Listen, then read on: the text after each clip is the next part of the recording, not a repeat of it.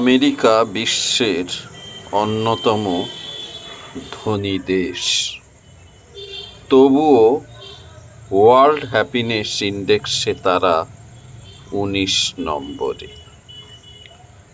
আর ছোট্ট দেশ ফিনল্যান্ড টানা ৭ বছর।